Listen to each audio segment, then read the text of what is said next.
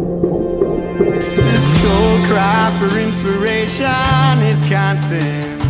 Get a glimpse of your glory for Hi and welcome to another edition of the Z Report. It's been a while since we've done one, I would say almost a year. When you do interviews with people like Avram Fried, Mordechai Ben David, Shlomi Daskal, Yidel, Lipa, and more, you tend to look for something different. And we decided that the Z Report, we'd wait till there was something different that came out that we wanted to do an interview on and an interview with. And it finally happened. Lo and behold, the debut album of Moshe Hecht, Heart is Alive. Okay, so you said that the journey, this album is your musical journey. Where did the journey start? At what age did Moshe Hecht start writing music or even playing music? Well, writing music sort of came at a later stage in my life. Growing up, singing was always a very big part of my life. Who in Jewish music would you say would be your inspiration in the style or the Englishness of the music that you chose to put on this album? Right, there's a big history of Jewish music, at least from in my days. Growing up, I would listen to obviously all the greats, Mordechai Ben David, Avram Fried, but I had more of an affinity to the English artists such as Moshe Hecht and A.B. Rottenberg and even outside of the English, Rabbi Sons. These were sort of the singer-songwriters of Jewish music, where the feeling, the emotion, the idea, the poem or whatever it would be, and the melody and the production, there was no separation between them. It was all the same person. Right. So it was a seamless line of emotion and soul that came through in these songs, and that's what I sort of connected with the most. Where when a person's singing, he's singing something that he thought of and he felt, or something, an emotion that he feels, and that's what connected with me. There's no middleman. You're connecting directly to the audience. There's no fragmentation. It's very real, and that's how I write, and that's how music on this album. There's 11 original tracks, songs that through the last few years of my life, through my journeys, this is sort of my life journeys in these 12 tracks. One of them is actually a Chabad Hasidic melody, K'ayal Tarek. K'ayal Tarek. Yeah. One of the Hebrew songs. Right. So that was it's a song that's very special to me because it was the first Hasidic song, Hasidic melody that I can remember as a child listening to. Wow. So it's sort of very very deep in that song is seated very deep in who I am. So that was one song I decided to do a niggin on the album. Growing up, when I used to listen to music, the biggest, what I disliked the most was that albums sounded like one really long song. Bands, and it wasn't too much variety within and out. Which was a good thing because listen, you liked a certain band or a certain musician's style, so you listen to it and you want to hear that more and more. But I wasn't so crazy about that. I wanted to listen to it. I wanted to get more bang for my buck, and I wanted to hear more diversity. Today you get that automatically, a lot automatic because your music people, they're not listening to CDs so much anymore. Right. They're listening to their iPod and their. The cover looks like it's glued on your head. This hat is actually practically glued on my head. I haven't had the same one, but it was the same look for about the past 5 years. It started in Kharkov, Ukraine. I went on. I spent a year in Ukraine. I was. So you're blaming everything on Russia. Yes, blame it on the Russians. And I started. It was actually a 2-week period where I lost my yarmulke in a lake. And I only wore the hat, and I slept with the hat for 2 weeks. I'm not even asking.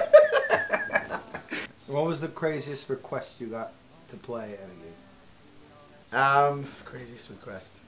So we were just in California, and we were middle of our set, and a lady screams out, "Do you know any Jewish songs?" So that was that. She was an elderly woman. What'd you answer though? What I said, do I not look Jewish? And I pulled out my tzitzis and I said, I'm Jewish. But she was looking for, you know, maybe Nagila, I think, Tumbala I think she wanted me to play. So, That's a good song. It's a great song. This producer is a 7-time Emmy-winning and a Grammy-nominated producer. He does a lot of commercial work. He's just really, really good. I came to him with the song. I came to him with the concept. I asked him if he could do it for a low price because of me. And he's one of those righteous Gentiles who really took it on. And so I did Lamplighters with him. And then after Eretz Yisrael, coming back to America with all the tracks ready and coming back, I said, you know what? I mean, this guy charged a lot of money and he was very, you know, I said, you know what? Let me just send him an email, see if he'll do the album at a good rate. And he emailed me back. He said, Moshe, I love your music. I love your stuff. I love your style. Let's do it. So that's how Seattle happened. Wow. Yeah. And two, I actually worked with 3 producers. 9 of the tracks were done with Steve.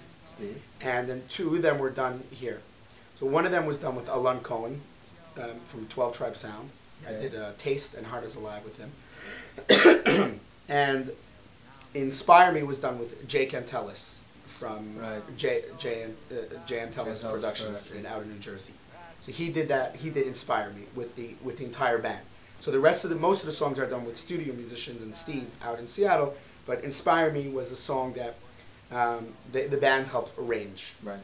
That's sort of the quality you'll be hearing on the next album because the band is very much involved right now in writing and in arranging and producing.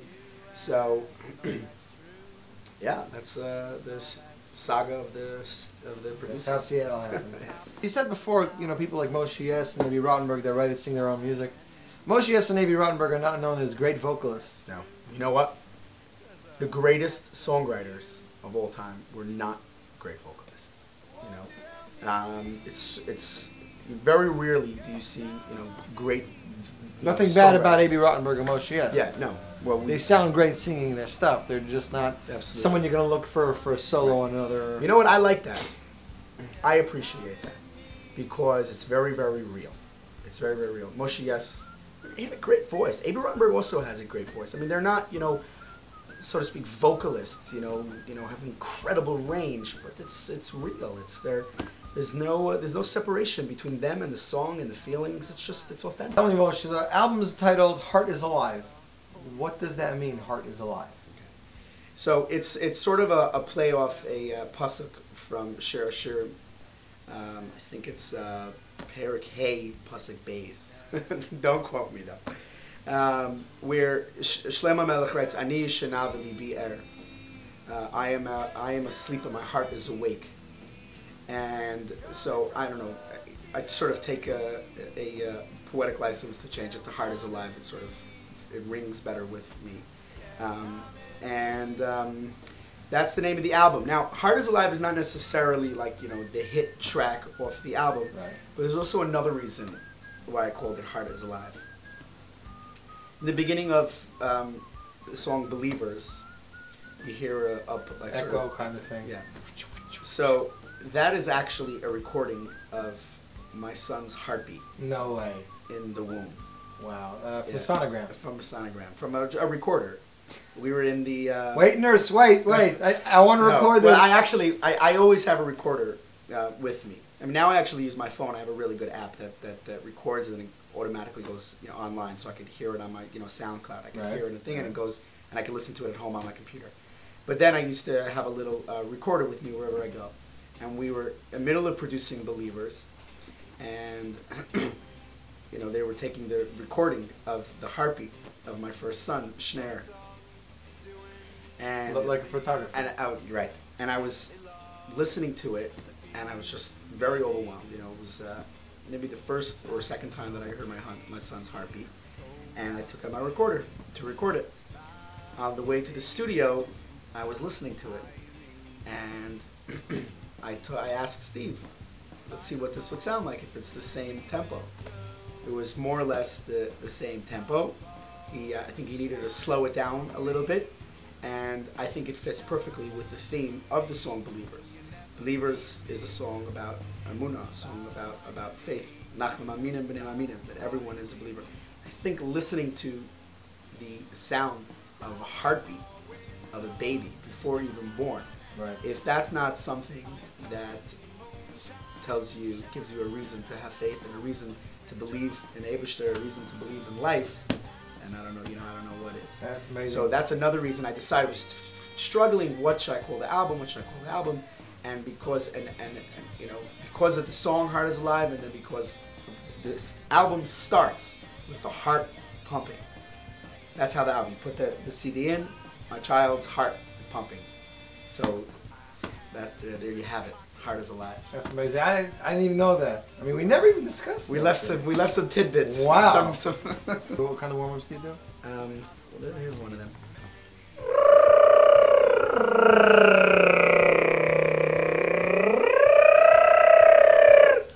That's I just got my ringtone. You know, as you want to hear something funny, I was doing a outdoor music festival show in the summer, right? In the summer. Yeah. We did 3 this summer, and I was outside. I was in the back of the stage. It was outdoors, and I was making a sound like basically you breathe in into your abdomen, and you breathe out and go. I think my daughter does that. So I'm out. I'm in the back, and I'm doing this. Noah Solomon from Soul Farm. He comes out. You know, he was playing before us, and he comes to the back, and he's looking around. He's like scared. He thinks there's like a snake or something on the ground, or he's like, what is it? One of the machines is like was broken. And he's like looking. He's like getting scared. I'm like, no, I'm over here. It's coming from me. I look in your eyes. So the album's out a couple weeks now. What kind of response are you getting from the public? Really, really good. Now, I don't know yet. We didn't get reports yet on how it's selling. Right. But the responses have been really good. I think there really is something for everyone in this album. You know what I mean? There's a slow folk song that more a mature ear would enjoy. Like songs like Hamavdil. I'm getting a lot of people who are saying like, oh, that's our favorite track. And then the more rock, the younger people are telling me, like Believers, Inspire Me. It's their favorite track. I'm getting a lot of people saying When I'm in Need is my favorite track. I think it's a great song. My brother-in-law tells me he listens to Kial Tarek on repeat at work. So the response has been unbelievable. Thank you very much, Moshe. My pleasure. Much hatzlacha. Thank you very much. The album is in stores everywhere. Moshe Hecht, Heart is Alive. It's available through Aderet Music. You can buy it online at mostlymusic.com, or of course you can visit moshehecht.com. Are you going to have t-shirts and hats? We will. Those hats I think we have to have. We will. We're going to get some of these, some casquettes. Okay, and I believe it's available also on iTunes, which means Amazon probably has it. It's available anywhere music is sold online, and obviously wherever Jewish music is sold. So if you don't have your copy, pick it up today.